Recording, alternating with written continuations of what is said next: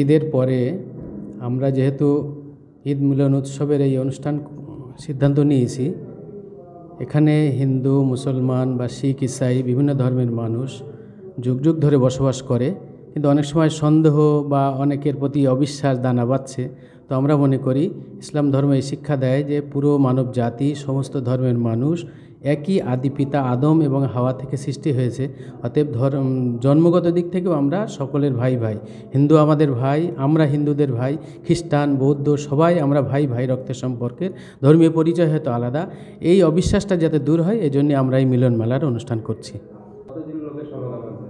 100-200 মতো আমরা লোকজন জোগাড় করতে পেরেছি। আমরা যেমন মুসলিম সম্প্রদায়ের মানুষকেও ডেকেছি, হিন্দুদের মধ্যে বুদ্ধিজীবী জ্ঞানী মানুষদেরকেও আমরা ডেকেছি। তারাও বিভিন্ন আলোচনা সভা এখানে উপস্থাপন করছেন যে আমরা হিন্দু মুসলমান, যত বিবাদী হোক, যত বিসম্বাদ হোক, যত অশান্তি হোক, আমরা সবাই মিলেমিশে এই কামদেবপুর এলাকা তথা আমডাঙ্গা এলাকায় মিলিতভাবে আমরা বসবাস করব।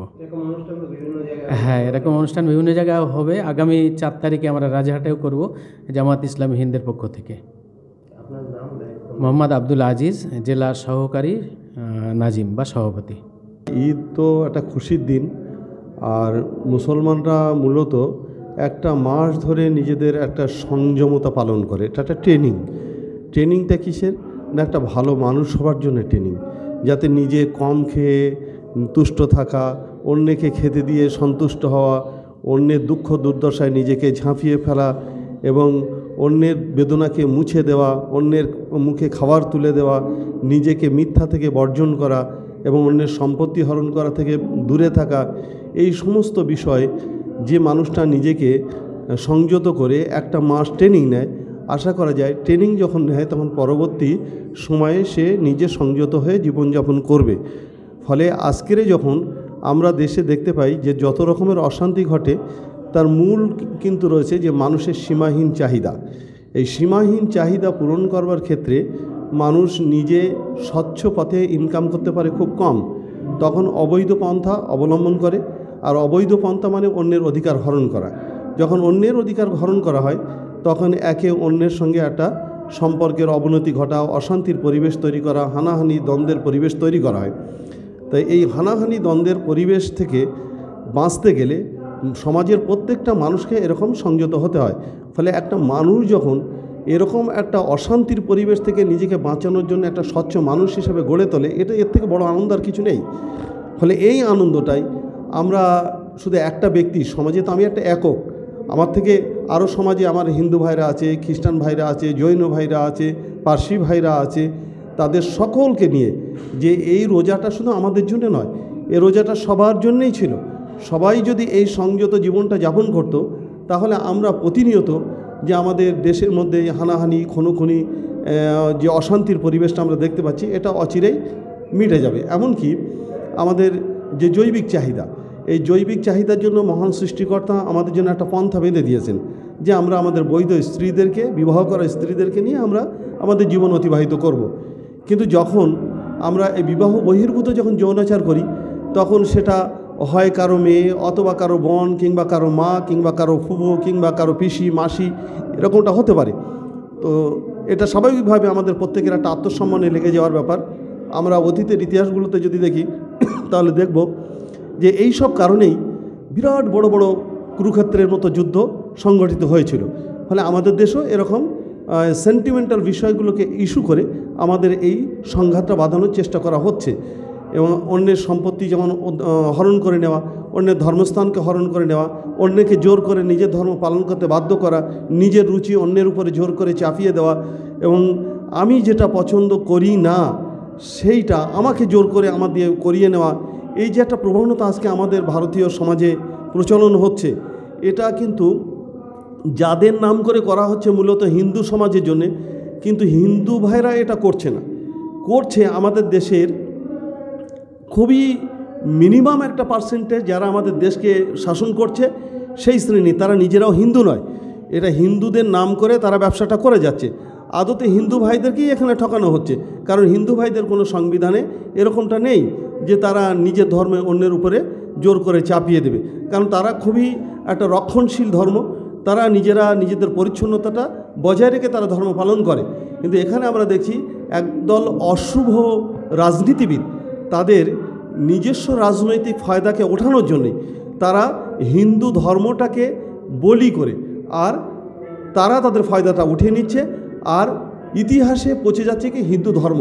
হিন্দু এমনই একটা বাজে ধর্ম যে ধর্ম অন্যের মসজিদ দখল করতে শেখায়, অন্যের উপর নিজের রুচি চাপিয়ে দিতে শেখায়, অন্যের সম্পদ ছিনিয়ে নিতে শেখায়। ও এই যে একটা অভিযোগ, এটা মূলত চাপানো হচ্ছে হিন্দুদের ঘাড়ে, কিন্তু আদেও হিন্দুদের ধর্মের মধ্যে এটা নেই। হিন্দু ধর্ম খুবই রক্ষণশীল ধর্ম এবং তাদের একটা পবিত্র ধর্ম। তারা তাদের সে পবিত্র ভাব নিয়ে চলে, তাদের সঙ্গে আমাদের কোনো বিরোধ নেই, বরং আমাদের সঙ্গে একটা অতীত থেকেই একটা সম্প্রীতির মেলবন্ধন আছে।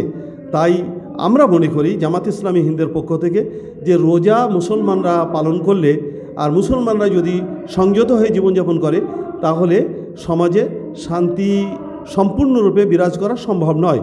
সমাজে আমরা যত ধর্মের মানুষ একসঙ্গে বসবাস করি, সমস্ত ধর্মের মানুষ যদি একই সঙ্গে তারা এভাবে নিজেরা সংযত জীবনযাপন করে, কারণ আমার জানা মতে পৃথিবীতে এমন কোনো ধর্ম নেই যে ধর্মের মধ্যে উপবাস পালনের মতো বিধান নেই।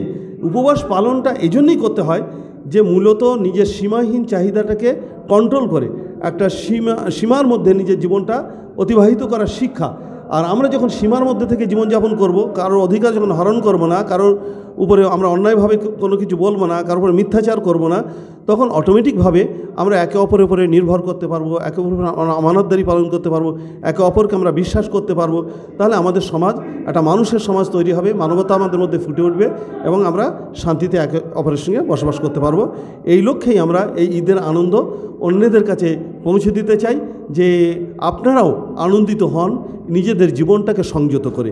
সীমাহীন চাহিদা নিয়ে জীবনে আনন্দ উপভোগ করা যায় না, বরং আমরা সাময়িকভাবে দেখি যে মানুষ অনেক টাকা পয়সা নিয়ে তারা খুব ভালো জীবনযাপন করছে, কিন্তু এটা আসলে একটা অভিশাপের জীবন। এই অভিশাপের জীবন থেকে বেরিয়ে এসে মুক্ত, স্বাধীন, সুন্দর জীবনযাপনের জন্যেই আজকের ইসলামের এই আহ্বান আমরা জামাত ইসলামী হিন্দের পক্ষ থেকে সকলের কাছে এটা ছড়িয়ে দিতে চাই। আমার নাম মোহাম্মদ রফিকুল ইসলাম, আমি জামাত ইসলামী হিন্দের উত্তর 24 পরগনা জেলার সভাপতি। 1941 সাল থেকে জামাত ইসলাম হিন্দ ভারতবর্ষব্যাপী সাম্য, ভ্রাতৃত্ব ও সম্প্রীতির বন্ধনে একে অপরের সঙ্গে আবদ্ধ করবার লক্ষ্যে কার্যক্রম পরিচালনা করে যাচ্ছে। ঠিক তদ্রূপ আমাদের পশ্চিমবাংলায়ও যথাযথভাবে এর কার্যক্রম পরিচালিত হচ্ছে। তার ফলস্বরূপ আজকে আমডাঙ্গা শাখার এই জামাত ইসলামে হিন্দের উদ্যোগে এই আয়োজন করা হয়েছে। সমস্ত ভারতবর্ষব্যাপী যখন হাহাকার, অত্যাচার, নিদারুণ, সন্ত্রাস, সর্বোপরি একে অপরকে হত্যার এক যজ্ঞ চালু হয়েছে, কোথাও শান্তি বিরাজ নেই। সব সময় যেন এই মারামারি, কাটাকাটি, হানাহানি এর মধ্যে মানুষ অগ্রগামী হচ্ছে। সেই লক্ষ্যে আমরা পশ্চিমবাংলায় যেভাবে কাজ করছি তার ফলস্বরূপ আমরা এখানে একটা শান্তির বাতাবরণ দেখতে পাচ্ছি। এখানে অন্যান্য রাজ্যের মতো কোনো রকম হানাহানি নেই, কাটাকাটি নেই, সাম্প্রদায়িক দাঙ্গা নেই।